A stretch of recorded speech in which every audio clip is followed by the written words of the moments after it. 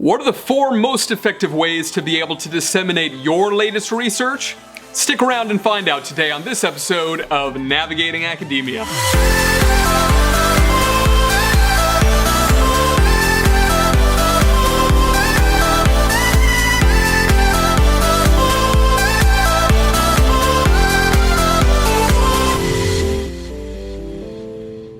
What's up, everybody? My name is Dr. Phoenix Singh, and I want to warmly welcome you to this episode of Navigating Academia, your leading source for guidance on how to advance your career in academia. As always, I appreciate the love, so please do take a second right now to like and share this video with your friends, colleagues, and students. Subscribe to our channel, hit that bell so you get notifications every time that we post new content, which we do on a weekly basis, and also follow us at these social media accounts. So today we're going to be talking about the 4 arguably best ways to make sure that as many professionals and members of the lay public as possible know about your research as possible.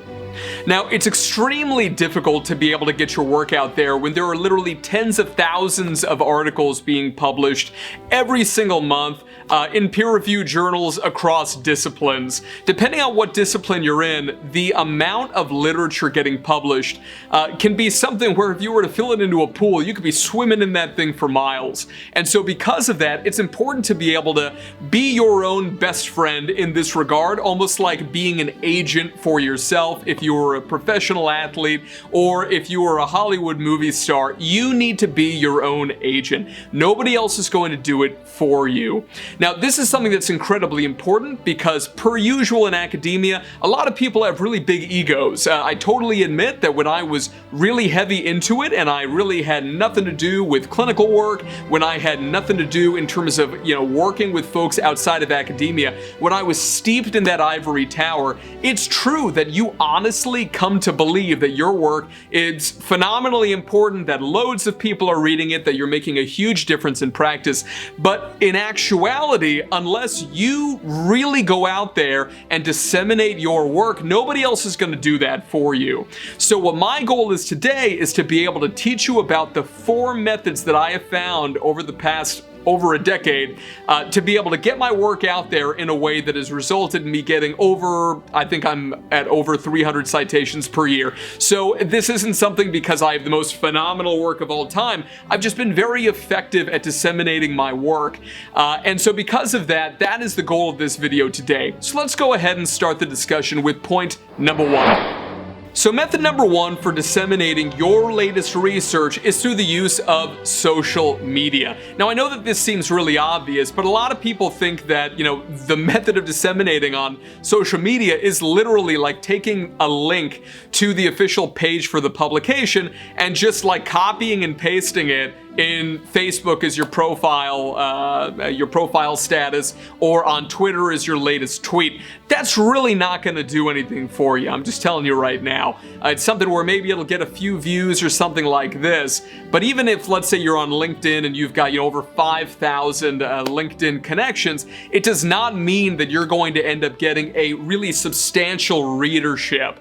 So what I recommend is that, particularly on Facebook and LinkedIn, what you do is that you go through and you identify not individual profiles of people, but rather go to groups. So for both Facebook and LinkedIn, there are groups that have been around for years that have literally tens of thousands of individuals within those groups. And these are special interest groups. Let's say, for example, that you're in the field of child psychology. Fantastic. You're going to have a tremendous number of groups that are dedicated to research, to practice, to students who are specializing in this area. And that's only for one field, right? You can imagine that, no matter what field you're in, be it psych or art history, you're going to have dozens of groups that are relevant to you. Now, they're going to range in size. Some are going to be very tiny. I'm talking about like 10, 12 people. Others are going to have 10 to 12,000 people. And so because of that, you want to choose the ones that both have, number 1, goodness of fit, and number 2, the size, right, of the group is going to be very important because we want to impact as many people as possible, right? So join those groups. Sometimes you have to request to join. In some cases, if you request it, you'll automatically get in. But a lot of the times, particularly in groups that are kind of more specialized, you have to be formally accepted. In some cases, in Facebook, for example, they're going to ask you some questions about why you want to join. They're going to give you some rules. So for example, for most of them, if you want to post something that's business related, like an ad, you're not allowed to do that. And that kind of makes sense, right? But if you want to post a notification about a recent paper, your latest research, that's going to be completely fine. That's okay. And so this is really critical. Join these groups, and then when you post, don't say something like, this is my latest article on such and such, colon, and then the link. Nobody's gonna care, I'm sorry. No one cares, right? Really what you need to do is almost like the function of a first paragraph or an abstract, right, in an article. What you need to do is kind of hook everybody with pardon the term, right, but the sexiest thing that you can think of. So for example, my old field was violence risk assessment. Violence risk assessment is an area where we try to predict the likelihood of future violence. And so maybe you could have something, again, you got to hook people, right? So something like rates of homicide in Sweden have increased significantly over the past year. Here are the 5 hypothesized reasons why, colon, link to the article. Now, trust me, I'm not an expert on violence in Sweden. The likelihood is that that is not the case, right? So don't believe me on that. But you get the idea here. It's almost like a byline or something, or a headline when you're reading a newspaper. Give people something that's really going to interest them, but don't tell them everything. Make them click on the link and actually take a look at the article, okay? So that's one way to be able to do it. I would also include within social media things like ResearchGate or academia.edu, places where you can post your articles. Now, obviously, you want to make sure, and usually these days, if you're dealing with a peer-reviewed journal, in their instructions for authors, they'll give some guidance about if and when you can post to those kinds of sites. Now, in some cases, it's not allowed, so you really need to be careful. A lot of people these days assume that you can just take whatever your publication is, post it online, and really not worry about copyright infringement, but that's really not the case. This is why there are gigantic lawsuits always pending against these kinds of sites where people are kind of posting their own work. Even though it stands to reason that you should be able to do that, usually when you end up agreeing to have your piece featured in a journal, you're also signing over your copyright. And this is something really important that people really never think about or talk about in academia, but it's very important, and it can in some cases be a stumbling block to getting your work out there. But if you can post on ResearchGate or academia.edu, what you're going to find is that your work is going to really kind of blossom and open up insofar as it's going to be easily accessible to practitioners and researchers working internationally. One of the cool things about, let's say, ResearchGate, for example, is that it's going to tell you not only the individuals, but also, the countries, the universities where your piece has most recently been accessed. I find that really cool, and on a weekly basis, they release your statistics for individual articles as well as your overall profile. So I think that that's pretty cool. So that's number 1, social media dissemination. Number 2 is through direct contact with researchers, practitioners, and policymakers who you want to influence. Now, let's say that we're going to stay in the area right now of researchers. Now, I'm sure that as you have grown in academia, as you've read more and more literature, you've identified thought leaders, different heads of labs, different individuals who are actively publishing or are just kind of these OG big name people in the field who either you've already connected with or that you want to connect with because maybe they're your academic heroes. And usually you have those more when you're starting out relative to when you're further along in academia and you really kind of get to know people pretty well. But the idea is to be able to identify who the individual is, what their affiliations are, and then what their email addresses. And my recommendation is to be able to, at the beginning of your career, start an Excel document that has those 3 things as columns. And then basically, as you get to know more individuals, you end up reading more papers, Google the individuals or take a look at who the corresponding authors are on different publications, and you're going to find most of this information and just make a database of it. And then what'll happen is when you have new publications come out, if you want to do one-on-one dissemination and build your social capital with specific individuals, you can write a personalized email and essentially say something like, dear Dr. Smith, sincerely hoping this, if you don't know them, sincerely hoping this message finds you well. I wish to send along the attached article entitled blah, blah, blah, recently featured in such and such journal, which I hope would be of interest given your outstanding work in the area of whatever the specific topic area is. And then, best wishes and your name, and then your information beneath it, right? Something as simple as that, right, is very personalized, but at the same time it's not going to take you 10 hours to be able to send all the emails. You can always use something where you can add, let's say, a fourth column, and you can add the specialization of the individual. So for example, in my old field of violence risk assessment, we had general violence, domestic violence, suicide and self-harm, all of these kinds of sexual violence, all of these subspecialty areas, right? So maybe that could be my fourth column, is the area of risk assessment that somebody specializes in. And that's going to help me to be able to pick out the people who really would be most interested in this work.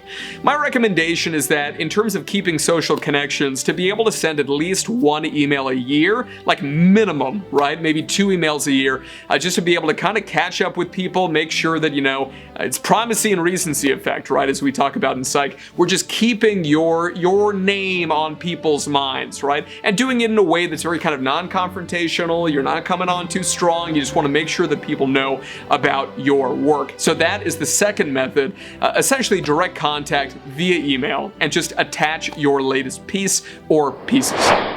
Dissemination method number 3 is presenting your latest research at academic conferences. Now, these conferences could be local, they could be regional, they could be national, they could be international, but whatever level you want to present at, right? And we have other videos on this channel that have to do with selecting a conference, that have to do with prepping for a conference, writing a conference proposal. So I sincerely recommend taking a look at those videos and just exploring all the videos on this channel if you are either in academia, and especially if it's something where you haven't given a talk at a conference before, but that's something that you're interested in. But what I would recommend is anytime that you have a new piece, especially if it's something that you really want to get out there, to be able to present at a conference that has a goodness of fit between how large the conference is in terms of who you want to influence. Let's say that your work specifically has to do with Minneapolis, and let's say the legal or policy context of Minnesota, a state in the northern US.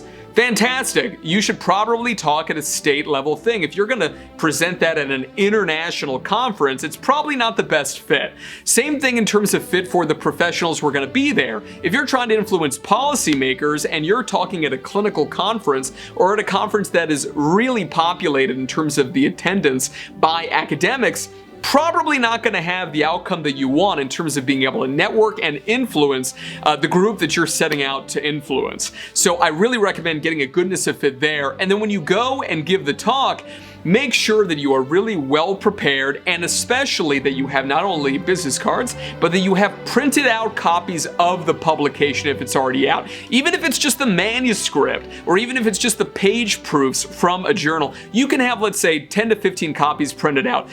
Worst comes to worst, you go home with all 10 to 15 copies, right? And then you recycle them. But best comes to best, you're going to have, 75%. I've had times when I've brought 20 or 30 copies to conferences, and all of them have been taken, right? So this is something where people can get really interested. And an added benefit to this is that this is one method of getting your piece, especially if it's not published yet or if it's not submitted yet, to be able to get it out there in terms of people knowing about it to associate editors and editors-in-chief of peer-reviewed journals. On several occasions, I've presented findings from a new research study, and have had editors-in-chief approach me afterwards who were in my symposium and asked, has the piece been submitted anywhere yet? And when I've said not yet, they've said, I really want the piece in my journal, so please submit it to me as an invited work before you submit it anywhere else. And if that journal has that same goodness of fit, why not? I think that's terrific, right? And you can have some really good journals do that if you kind of play your cards right.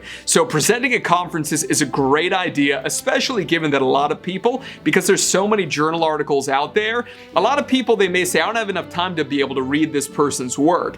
But the good news about conferences is that people are there to be able to attend the conference. And if you're in a symposium where, let's say, there's 4 people presenting papers, people who are interested in the general topic of your symposium, or maybe they're coming to be able to hear a presentation by somebody else on that symposium, they're still going to hear about your work. And because of that, you can get your information out there to significantly more people.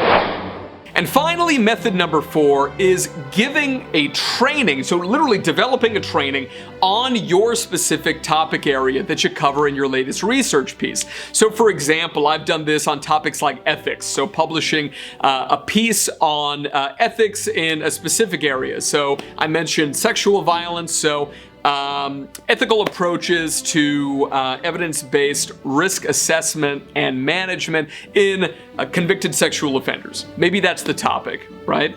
And I can make 3 versions of this. I always recommend to people that they make 3 versions of workshops. They make a keynote version, which is 45 minutes to an hour and a half. They make a half-day version, which is 4 hours, and they make a full-day version, which is 8 hours. Now, these things are going to take forever. I'm just telling you right now. You should not do a B or B+ job. You should do an A or A+ job if you want to actually be able to give more trainings. Most people don't put enough time into the development of trainings, and it is something that really is an art. And if that's something that you want to learn a lot more about, we're running an annual mastermind, and you can just shoot me an email, and we'll talk about how you can get in touch with me a little bit later in this video. But you can send me a message there, and I can give you all the information. If you want to be a really good trainer, get paid to train, and go out there, develop workshops that are really kind of top of the line, then you should really consider attending that mastermind, because I'm going to teach you step by step how to be able to do that. But as you develop these workshops, you can really feature your own research and couch it within the existing literature out there in a specific field. And obviously your work, your research, if it's gotten published, then that means that within the publication, you have really narrowed down who your anticipated audience is. And it's the same thing if you're going to be giving workshops and trainings, right? You need to really get a solid sense of who the people who you want to train or give that workshop to are going to be.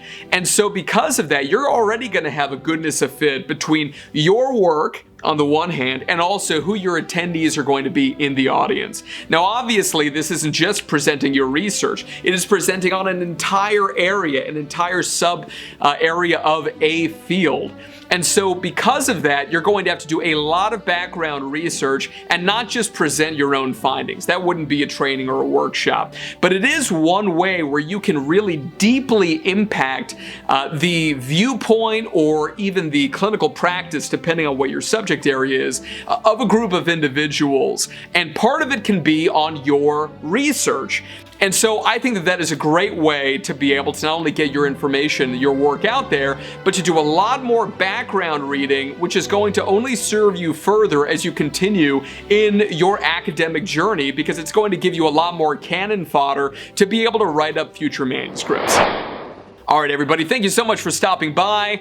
Again, please do like this video, share it with your friends, colleagues, and students, and subscribe to us on social media. Comment below if you have ideas for future videos that you would like us to tackle here on Navigating Academia. And as always, I want to thank you for your time. If you're interested in one-on-one career coaching and mentoring with me, I highly recommend that you go and set up a 1-hour consultation call with me via the website below, and let's go ahead and talk about where you are right now in your academic journey, regardless of whether you're an undergraduate, a graduate student, a postdoc, an early career, all the way up through a senior academic.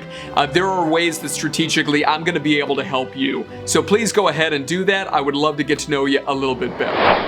All right, everybody, signing off. Remember to get out there, take chances, and be your best self. Thank you so much for stopping by, everyone. It's a pleasure to have you here as always. If you enjoyed this video and you'd like to see more in this series on navigating academia, please click on one of these links over here to be able to view more original content. I hope to see you there.